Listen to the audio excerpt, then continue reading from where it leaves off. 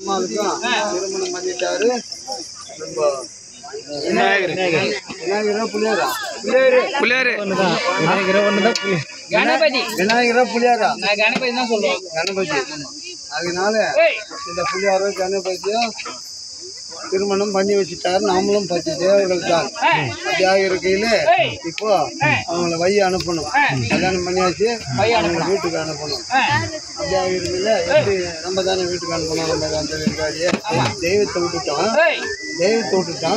நம்ம அவங்கள போயிட்டு வாங்க சொல்லணும். அதனால ஒரு சின்ன விஷயம், இந்த வள்ளிக முருகன் ரொம்ப நாளா குழந்தை பிறந்தது புரியுதா? குழந்தை கிடையாது. பிறந்துக்கிட்டா இல்ல கல்யாணம் பண்ணது எத்தனை மாசத்துல குழந்தை பிறக்கும்? 10 மாசத்துல. ஏன்னா எல்லாம் கல்யாணம் பண்ணிக்கிறீங்க 9 மாசத்துல 10 மாசத்துல குழந்தை மாட்டோம்.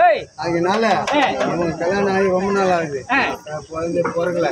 அப்படின்றதுனாலதான் இந்த இடத்துல இங்க மாலை விடும்போது அவங்கள வந்து குழந்தை இல்லாத விடக்கூடாது, அது நம்மளுக்கு தேவையில்லாத போயிடும் அப்படின்னுதான் அம்மாளுக்கு இங்கே குழந்தை பிறக்க போது பாருங்கள். அதான் மஞ்சள் டவல் கூட எதோ ஒன்று குழந்தை பிறக்க போகுது. ஏன்னா குழந்தை இல்லாத விட்டோம்னா அது சரி வராது. அது தேவலோகத்துல குழந்தை இல்லாத இருக்கட்டும், நம்ம நரலோகத்துல ஒரு குழந்தையா அதுக்கா கொடுக்கணும்.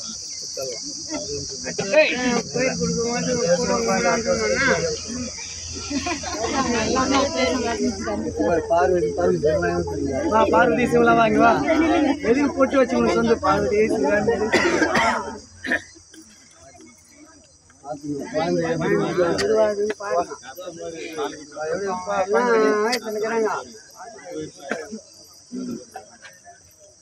போடு. அண்ணன் முருகன் குழந்தைங்க தம்பா பால் போட்டு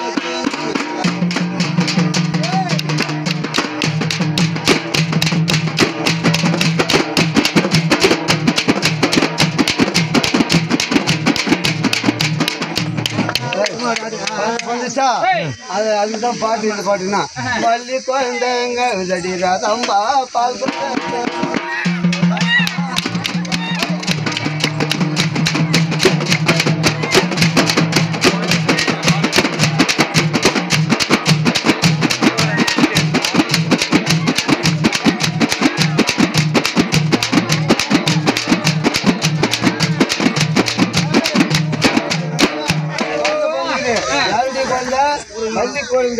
மல்லி என்ன பண்றாங்க?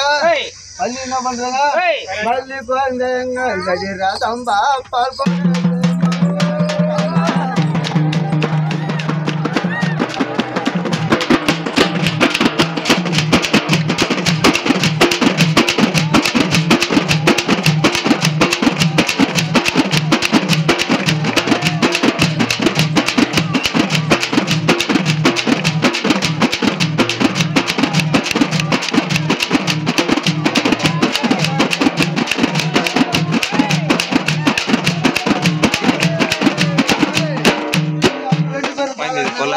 ஒரு குடும்பத்துல ஒரு குழந்தை பிறந்தா யார் யார் தூக்கணும்?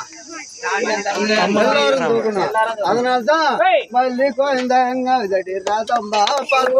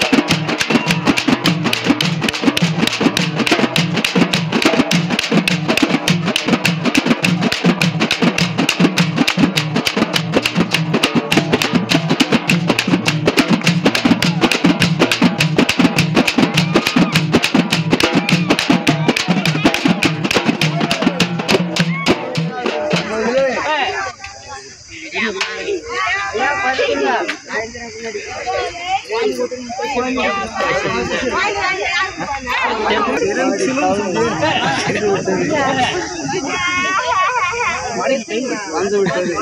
அதனால சரி குழந்தை பிறந்து விட்டது, சந்தோஷமா அவங்கள வழி அனுப்பிச்சிடலாம்.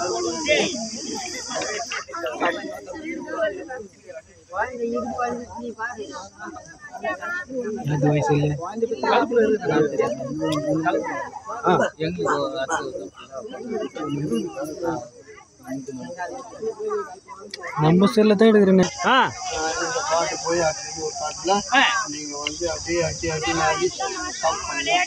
இல்லைன்னா உங்க பாட்டு பாடி அப்படி சரியா பாடு பாடு. நீங்க கையில இருந்தா அடிக்கணும். பாட்டு பாடுவோம். மரத்திலே கப்பல் சிங்காத்தி கடல் தண்ணிலே காங்கிருச்சு